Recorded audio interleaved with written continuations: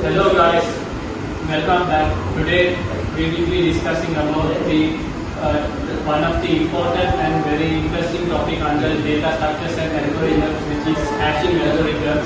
This will be very important topic to be discussed because it's very vital in our day-to-day life. So without further ado, let's get into in-depth insights about this topic under data structures and algorithms. Now let's understand what is hashing. This is very important in order to go in depth in understanding this topic. So first of all, we have to understand what is hashing. It's very important. So hashing is simply a technique used to store and retrieve data efficiently. So and it converts a key into an index using a function and allows fast access to data. It's known as big O of 1 average time. So what this particular line explains is that no matter how much inputs we put, the average output will be constant. The output will always remain constant no matter how much inputs we put into this. So this is what it's known as average time it takes, a constant time it will take. Now let's understand the purpose of hashing, because we have to have a purpose in order to do hashing. So the important purpose is that it's faster to search and insertion and deletion, and other thing is that it's an efficient data storage, and last but not least point is that it's used in databases, caches, password and storage and symbol tables. So these are the purpose of hashing, and why the most important point is that in hashing is that it's more about security. So for the security purpose solely this hashing algorithm has been created, and on top of this only the faster search purposes and insertion and deletion, these purposes are built up on top of the security purpose which hashing algorithm creates. So these are the purposes of hashing. Now let's understand the key concepts in hashing. So first of all, it has a key, value and hash function. This is the key concept. So main point is that it has key, value and hash function.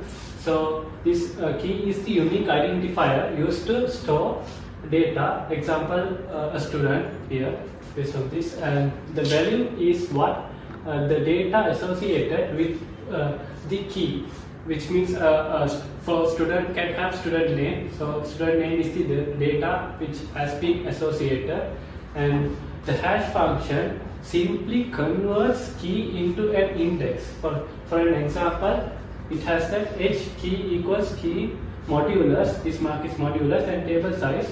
I will explain. So here let's take h 23 is equals to 23 modulus 10. So the remainder of this will be 3. So this is the answer. So for the hash table, so for the hash table size 23, so it's key 23 modulus 10. So the remainder is 3. So this is what it's all about, the example of hash function. Now let's understand the hash table representation. So for that I have created a beautiful diagram. So here there is a key and the hashing algorithm, hashing function or the algorithm happens, and the hashing table is there. And the hashing table there is an index and a value. So I will slowly explain how this works. So there are keys such as Apple, Coca-Cola and Pumpkin. So let's understand one by one. So this Apple, so Apple comes like this, and hashing function happens, which is hashing maps a key to an index for storing the key values.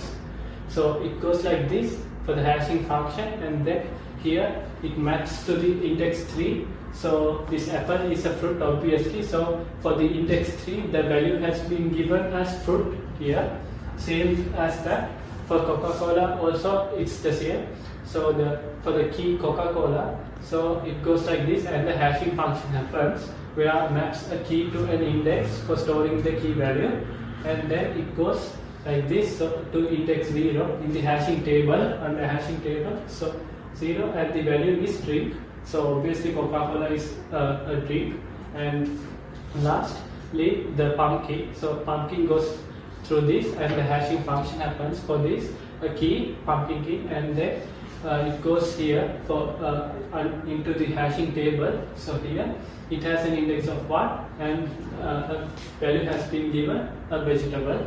So this is how the hash table representation works. Now I will be explaining a simple example of insertion. So here, given a table of, it's not clearly visible, but try to understand. There is given a table like table size of 5. So the keys are 12, 22 and 32. Similar kind of example I have explained to you in the previous slides as well. So same like that. So the example is the only thing, it's different here. So given the table size of 5, the keys are like 12, 22 and 32, and the hash function has the formula which I have been used here. So, and the results will be, so it's like this.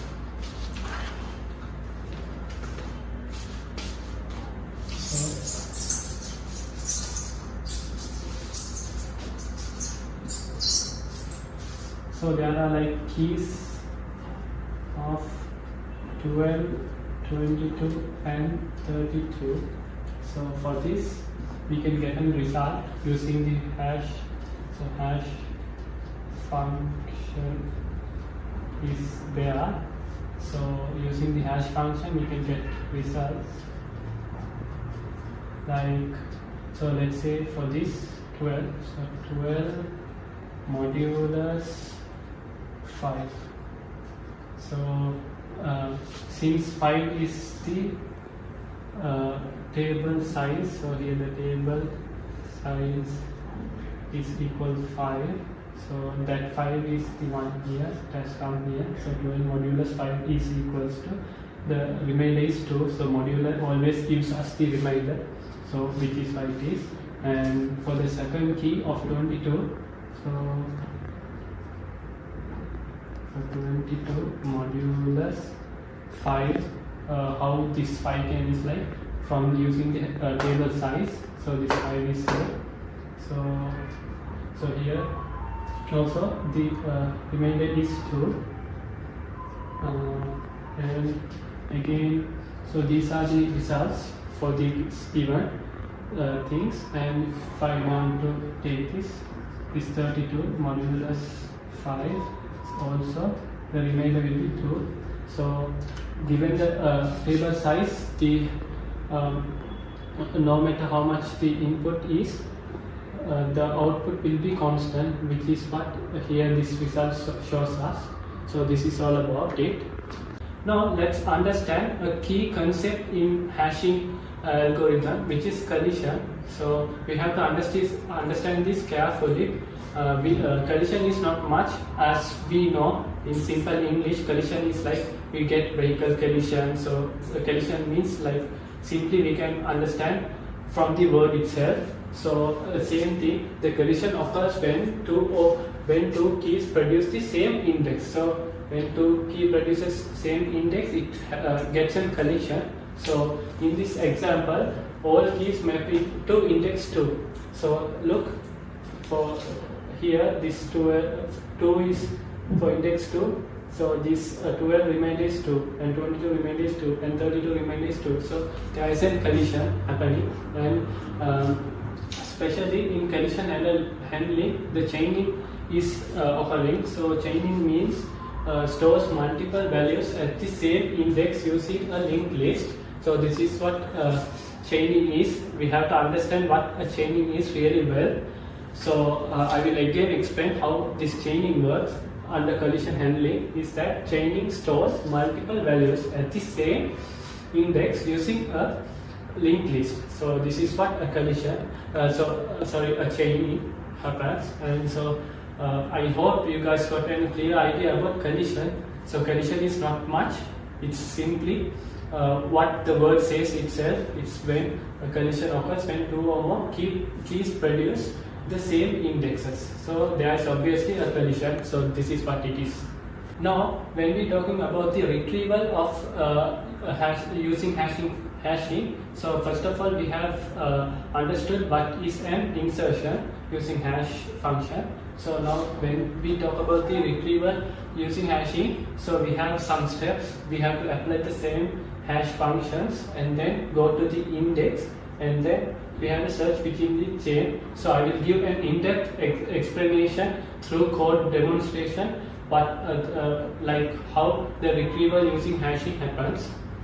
In conclusion, so hashing provides fast data access as we have discussed earlier, and hash function maps keys to indices, and then conditions are unavoidable in hashing functions, and as we had discussed earlier on. And here the chaining is a simple and effective solution. So for conditions, because of conditions, the chaining will be a very good solution to this. So this is about the conclusion and how the hash function had been working. So I hope I have given a very good insight about hashing function, and hope you will see in a next exciting video. Until then, goodbye from me.